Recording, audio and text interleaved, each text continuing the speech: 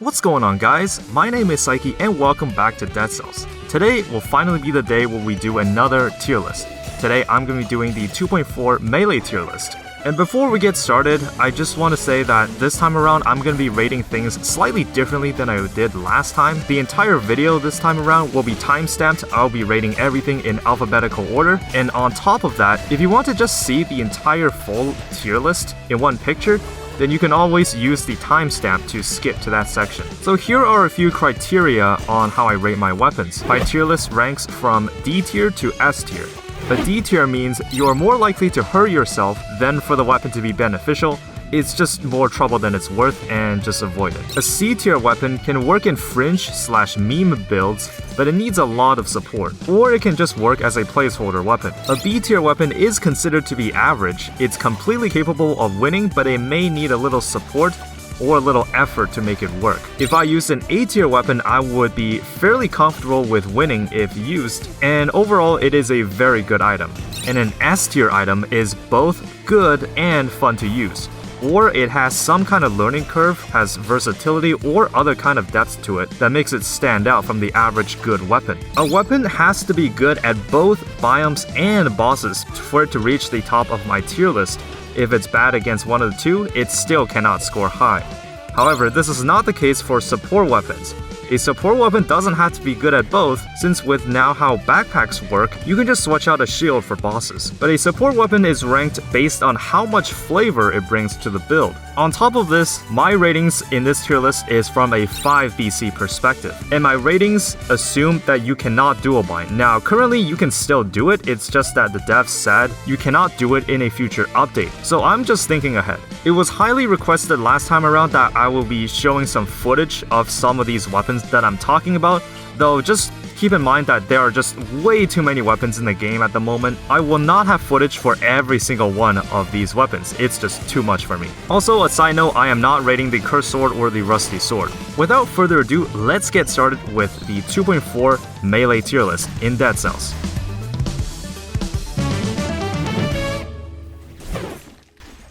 First off is the Assassin's Dagger. Now, it needs phaser to work, but it can be very powerful with a scheme/predator setup, dealing a lot of critical hits. If you're running phaser, you might as well run another skill that also has quick cooldowns such as infantry grenade. I will give this weapon an A tier. The balanced blade works well by itself, but honestly it's kind of boring to use.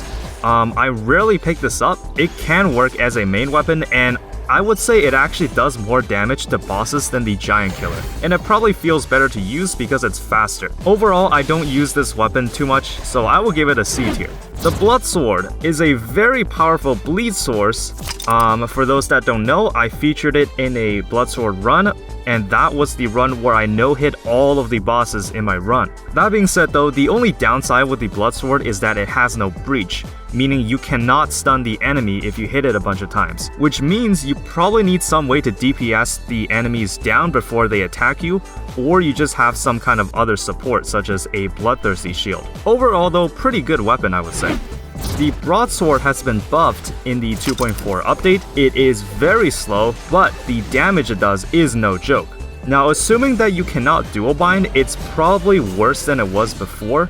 I did do a Ice Shard plus broadsword run, and that was a dual binded run, and that was the first time I've no-hit the 5 BC boss. That being said though, now that the broadsword cannot be dual binded, it is very slow and you definitely need a lot of defense to make it work. The crowbar needs the door to work, but the door is purple and the crowbar is red. And overall, if you don't do critical hits, it's very weak. It's just way too situational to use, so I would say it's not worth your time. The Ferryman's Lantern is definitely not my favorite two-handed weapon, but it's far from unusable. I just don't like the fact that the hits rely on this auto-targeting system, because 95% of the time when you use the lantern, you're going to be using the melee strikes, and you really don't want the soul shots to miss. Now, the souls do a lot of damage, but you have to rely on the AI's auto-target system. If you miss, then there really is nothing you can do. It is a very cool weapon on concept, it's just you do have to work towards a win. The flashing fans needs some degree of skill to use because it is a very timing-based weapon. However, if you can pull off the critical hits, it is very viable. Especially in bosses, your biome choice actually matters because some bosses don't have projectiles, as do others. But if you find the time to master this weapon, it is very good. The Flawless is a fantastic weapon if you're good at the game, but an atrocious weapon if you're not good at the game. Now, getting hit is just way too risky in bosses, and you can potentially lose a lot of momentum and make the fight last too long, or even just straight out lose the run. The Flawless can do very well in biomes because you can really just sit in one place and wait for the critical hits to come back, but since you can't do that in bosses, it can potentially land you in this downward spiral where you don't do enough damage, and the boss just keeps tagging you with hits. It's not my favorite weapon, but I can see how some people like it. The Flint needs to one-shot all normal enemies in the game, period. It just takes way too much effort to use right now.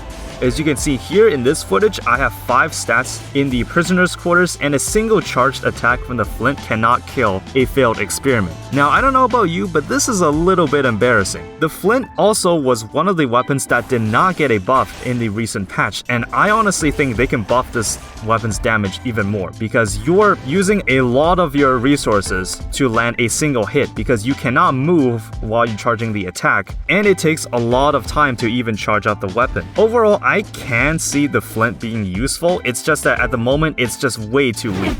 The Frantic Sword is a very strange weapon. It's a weapon that's very viable at 5 BC, and it's not as viable at lower BC levels. Now, the Frantic Sword, you might imagine that the critical hit condition is a little hard to achieve, but even if you don't do critical hits, the sword still does a lot of damage. It's a weapon that you can just pick it up and it really doesn't require any synergies to go along with it. And if you can pull off critical hits, whether or not having below 50% health or over 50% melees, it just does crazy damage. So overall, pretty solid weapon by itself. I will give it an A tier. The Giant Killer has some very fringe usage if I find it in the cavern, and I know that I will be skipping High Peak Castle to fight Hand of the King. So I'll be fighting 2 bosses back to back. That being said though, I still think that the Giant Killer is just way too slow to be useful, and I hate the fact that you cannot control when you get critical hits. It's absolutely atrocious in the early game because it doesn't do nearly enough damage to normal enemies. And let's be honest here, you're not gonna wait until an enemy transforms into an elite on 5 BC just so you can get in some extra damage. So my suggestion for this weapon is that you permanently raise the damage of all giant killers you've come across in the run for killing elites. Now obviously, to prevent people in 5 BC to just camp and kill elites to get infinite damage boosts, obviously put a ceiling on how much damage you can raise from that. But I think in this case, it would actually incentivize you to kill more elites, and it really fits into the theme of Giant Killer. Fattori's Katana is the first weapon in the game to have 2 separate movesets and only taking up 1 slot. I really wish more weapons did this. The Katana has a very good design, and it is very powerful. So how I play the Katana is that I use the Predator mutation, which turns you invisible whenever you kill an enemy. Now, when this happens, because you're temporarily vulnerable while you're charging up the attack, you just turn yourself invisible, you charge up the attack, you kill something, and then you rinse and repeat until you clear an biome. And most of the times, the enemies will not even notice that you were there. Overall, a fantastic biome clearing option, and it's not half bad in bosses. And I would say because of this flexible playstyle, the Katana is gonna receive an S tier. The Hayabusa boots, in my opinion, is worse than the Spartan sandals. The gimmick is very similar, however, it cannot stun lock enemies, at least not as efficiently as Spartan sandals, because the knockback effect comes out in the last hit of the combo. Now, knocking away bombs is cool, but you do have to wait again until the final hit. And when you're playing Brutality, you don't want to wait like 2 seconds to get the value you want. You want the value right now. I can see some fringe usage, and I wouldn't mind using it as a placeholder. The Hayabusa gauntlets. I have yet to do a showcase on this weapon, but the constant crit damage on it is no joke. Now obviously, you do need a way to whittle down the enemy's health to activate its critical hit condition. It combos very well with Instinct of the Master of Arms, constantly doing critical hits, and constantly giving you cooldown on your skills. The Impaler has been buffed in version 2.4. I recently did a run with it with the Assault Shield, and it is actually very viable. It's very fun to use pushing people into walls and just hitting them with the Impaler, though you do have to be a little patient in bosses because you probably can't do crits in them. However, biome choice actually matters because if you go to Mama Tick, you will always do critical hits because Mama Tick is up against a wall. It's a very interesting design, and just for some trivia, one hit from the Impaler actually does more damage than the shovel now. If you're one of those people that's thinking the Impaler is a meme weapon, definitely give it another shot, because it's pretty decent. The Iron Staff, so last time I put this in the D tier, but now comparing it to a lot of survival weapons, it's not that bad actually. It does work with the parry mutations, which I almost never take, so that's a really interesting playstyle. I might do a showcase run of this weapon sometime later. I actually don't find the parry gimmick to be pretty hard to do. As a survival weapon, the damage is pretty good. You just need a pretty high learning curve because the majority of this damage comes when you parry an enemy. People usually sleep on the meat skewer thinking that it's not very good, but I can safely say it is actually very powerful. It has a pretty high learning curve because when you're dashing with it, you get iframes, meaning you are invulnerable while you're doing it. You can use this with the Assassin's Dagger for a pretty quirky build where you dash behind an enemy and hit it with the dagger. But even if you use it as a main weapon, it's still pretty good in terms of damage. Again, movement is going to be something you have to get used to with the meat skewer, but if you can master this weapon, it is very solid. And on top of that, because of its versatility as a support weapon, I gotta give meat skewer the S tier treatment. The Nutcracker is overall a very solid survival weapon. There are a lot of possible synergies you can do with it, such as with Heart of Ice. You can pair it with a lot of support weapons such as the Boy's Axe for rooting, Ice Bow for freeze. You can also try Stun Grenade if you're feeling really lucky. Now this is possibly the example of a good survival weapon that devs should strive towards. There are just a lot of ways to use it, and I can see a lot of flexibility in using it. The Oiled Sword historically has been nerfed a bunch of times, though even right now it's still very viable. It's the opposite to the Torch, so it needs burning synergy to work. Again, it does need a little bit of support from burning synergy. If you get that synergy though, you're pretty much unstoppable in biomes. The Oven Axe is possibly the slowest weapon in the entire game right now. I think that it's just way too slow to get value out of it. Now it can be good in some biomes, but it's absolutely atrocious in bosses. As a survival weapon with an extremely slow swing speed, you need to do a lot of damage to make it worth its time.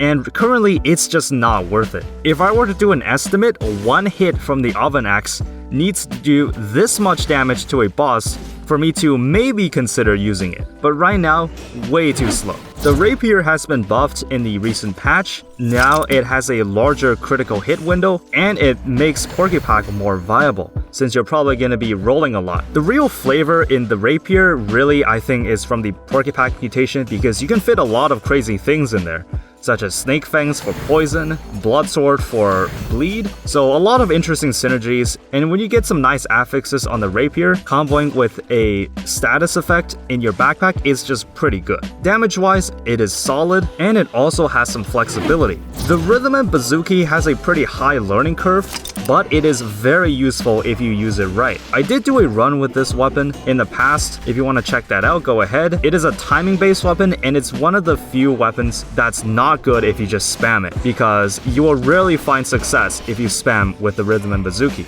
Now, I actually think this weapon is probably one of the best survival weapons in the game damage-wise.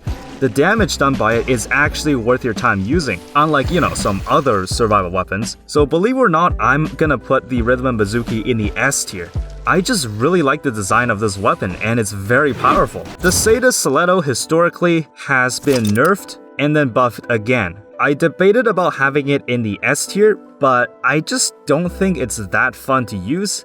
I would say the Sadist Stiletto is probably the best no-brainer weapon in the game, because all you need is the Open Wounds mutation, and you can deal critical hits whenever you want. Is it the most powerful weapon in the game? Probably not. Is it easy to win with it though? Yes. I would say the Sadist Stiletto is a very solid weapon. There's just not too much creativity you can do with it. I had a suggestion where it does crits when you have 2 status effects on the enemy instead. I think that might make it a little bit more interesting to use. Now, believe it or not, the Scythe Claws is my favorite two-handed weapon in the game. It has a learning curve, and it is very powerful if you can use it right, especially with the new Kill Rhythm mutation. which speeds up your attacks whenever you alternate them. In terms of slowness, this weapon can feel a bit slow at times, but trust me, the damage it does is well worth it. It is extremely satisfying when you alternate between the two attacks and just wipe out everything in a biome.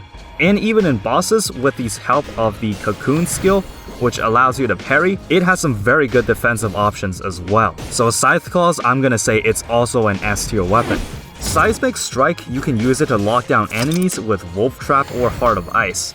It is very slow and it tests your skills to cancel or to commit to an attack. In terms of rooting, it does have some pretty interesting synergies, though I'm just not very good at using it myself. I can definitely see the complexity and uniqueness of constantly locking down enemies, so I would say it's overall a pretty good weapon. The shovel can technically be used as both a main and a support weapon, but it's held back by its low damage. It's a pretty good survival weapon overall though, I just wish that it did more damage, because like I said before, a single hit from the Impaler weapon actually does more damage than the shovel. So I think they can buff the damage of the shovel even more.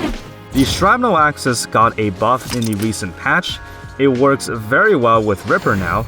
You can pair it up with another ranged weapon or a shield. Not a lot of weapons in the game pair well with Ripper, so this is probably one of the few melee weapons that work better in tactics. I have yet to do a run with it, but from testing, it does feel a lot better to use now. Is it the most powerful synergy in the game? Probably not, but overall, it's viable. The Snake Fangs arguably is the best design weapon in the game, at least in my opinion. It works off of poison synergy, and because of the teleport gimmick, you can pair it up with a lot of interesting other weapons, such as Infantry Bow or the Vorpan. There are just so many ways you can get creative with it. You can even pair it up with the Porcupine mutation and put it in the backpack to give yourself a bleeding status. And like I said before, if your weapon has versatility, it's gonna score high on this list. And Snake Fangs is no exception. It's gonna go up in the S tier for sure. The Spartan Sandals is a very solid support weapon. It can potentially stun lock elites and other enemies if you just hit them against the wall over and over again. It has some insane biome clearing potential. Obviously, this kind of mechanic doesn't really translate too well into bosses, so you do have to switch it out for something else. But as a support weapon, like I said, it's very good. And if you can find the place to try it out, definitely go for it. I found a use for it with Valmont's Whip because if you kick the enemies back, it gets them in range to get critical hits from Valmont's Whip. If I'm gonna be honest, half the time I even forget that the Spiked Boots is even in the game. What do I have to say about this weapon? It has a downward kick movement in the combo that can interrupt wall climbing. And overall, you're not gonna wait until enemies attack you just so you can get critical hits with it, as I would say it's just way too risky. You're just gonna keep hammering on the enemy no matter what. And when you put it that way, the Spiked Boots really doesn't put too much variety into your gameplay. Overall, it's just kind of a forgettable weapon. The Spite Sword really excels whenever you use the Tonic skill. You can let enemies chip away your blue health while holding a shield and then deal critical hits right afterwards. It's a very unique playstyle, but I would say this is a weapon that's really good if you're just trying to have some fun and not too fixated with winning, because this is a pretty unique build, and I don't imagine that a lot of people trying to beat the game are gonna use the Spite Sword. However, even if you don't do critical hits, the Spite Sword is still extremely good. The Swift Sword, just like the Spite Sword, has a very unique playstyle. Again, you use Tonic because even though it doesn't say it in the tooltip, Tonic actually gives you a speed boost when you use it. And it probably uses a very fringe mutation, and that is Velocity, which increases your speed boost. It's very good in biomes if you go fast. So again, a very unique playstyle, and in bosses you can actually pull off crits because of Tonic. Some people say it's the best weapon in the game, and I will more or less agree. It's definitely up there with the upper echelon of weapons. The Symmetrical Lance boasts a very long range. Once you swing with it, the attack probably covers half of the screen. It's more viable at 4/5 BC since enemies teleport to you, so you'll find more opportunities to land critical hits. It's a very solid survival weapon, and it's one of the few that's actually pretty good, even though you don't have ice shards to dual bind with it. The tentacle, I feel, needs a damage buff to really make it work, because you're potentially committing a lot of effort into one attack. Because if you're close by to an enemy, you just kind of do a kick and it doesn't do enough damage. So you have to be further away from the enemy to actually do the dash attack, which is probably where the real damage comes in. Now, I'd say because of the conditions to be far away from an enemy, I would say the tentacle needs to be buffed to a point where pretty much one-shots every enemy when you dash with it. Because brutality and tactics don't have a lot of health to work with, you definitely want it to be worth the player's time. The tombstone has a very unique mechanic. It's pretty cool to use in biomes, though it does need a lot of setup for the third hit, which is the one that drops the tombstones. However, in bosses, it is completely useless because you can never pull off the mechanic, since you need to be killing enemies in order to drop tombstones. Now, I think that Doom can be a good mechanic to have in the future of Dead Cells. I can totally see it being printed on other weapons too, but for the tombstone, it's just way too slow, and I don't really like it. Again, like I said, it can be very good in biomes, but if it's bad in bosses, the weapon still can't score high on my tier list. The toothpick is the final one of the 3 slow weapons introduced in 2.3. This is probably the only one of these 3 that I will consider using. It's fairly decent in biomes, though it is pretty slow. While it is slow, it does feel at least fast enough to feel responsive. However, again, just like the other 2 weapons, it is absolutely terrible in bosses. I like the gimmick of charging up the attack to break the club, except the charge up attack just doesn't feel rewarding at all to use. I understand that I have a lower than usual stat count, it just doesn't do enough damage to bosses. And the charge up attack is just way too slow, it's like 3 seconds. And there are no enemies in the game that are gonna wait 3 seconds for you to attack them. It's just not happening in a fast-paced game like Dead Cells. The torch is one of the few weapons that interact with burning synergy. You can use oil for maximum effect. It does have a pretty short range, so some biomes may not be as suited for the torch than some others. So you do have to think about your biome choices. But historically, the torch does a lot of damage, and it's possibly one of the best DLT weapons in the game. And just like the oiled sword, even though the torch doesn't do critical hits, as long as you have some good support with it, you can pretty much melt through anything in the game. The twin dagger got a buff in the recent patch. It's definitely usable now, but I share the same sentiments with this weapon as I did the last time I reviewed it. It's just kinda too basic, and it takes too long to get the value. As a brutality weapon, you don't want to wait until you land the third hit to do damage. You want the damage right now. While I can appreciate the devs for buffing this weapon, I just don't think it will be as fun and viable as some of the other weapons on this list. The Valmont's Whip is a very powerful weapon if you can pull off critical hits. It can be paired up with a lot of things. Like I said before, you can pair it up with the Spartan Sandals. I did pair it up with the Ice Bow to freeze the enemy in place so I can land critical hits. You can also use it with the Boy's Axe to root enemies. If you have a good build going, you can actually one-shot the ground shakers in the caverns. Just like a lot of other S-tier items, Valmont's Whip is also going to receive the S-tier treatment. The Vorpan, just like the Torch, has a pretty small range, but it's still very solid nonetheless. You can either play defensively with a shield, or you can double down with damage with another support weapon such as Throwing Knife. One skill that I find to be very good with the Vorpan is the Grappling Hook, because it brings the enemy right to you and you can land some free hits. Vorpan paired up with some nice skills and some nice support, and you got yourself a pretty solid setup. The War Spear also received a buff in 2.4. It fixed the one problem that I had with it before, and that is the charge up animation, because it just takes way too long. But at least this buff makes it somewhat bearable to use. I still don't like the fact that you cannot control the critical hits in situations, because you do have to be hitting 2 enemies at a time to land critical hits, and there's not enough ways you can control this. But as you can see, it's actually pretty good now, and it fixed the one problem that I had with it before. I definitely don't mind doing a run with it in the future, though you do have to work a little bit to make it work. The Wrenching Whip, last but not least, has also received a buff in the recent patch. Again, just like the twin daggers, it's kind of too basic, and it takes too long to get the value because you only do critical hits on the third hit in the combo. Just like the twin daggers, I can appreciate the devs for buffing this weapon. It's one of the few weapons that's already available to you in the beginning of the game. So it is a bit basic, but on high BC levels, you definitely want something slightly better. So that's gonna do it for my 2.4 melee tier list in Dead Cells. Hopefully you found this video to be entertaining. If you have some thoughts, definitely let me know in the comments. For longtime viewers, I don't actually plan on doing a skills tier list for 2.4 of the game. I do plan on doing a range tier list sometime in the future though. So stay tuned for that guys, and I'll see you all next time.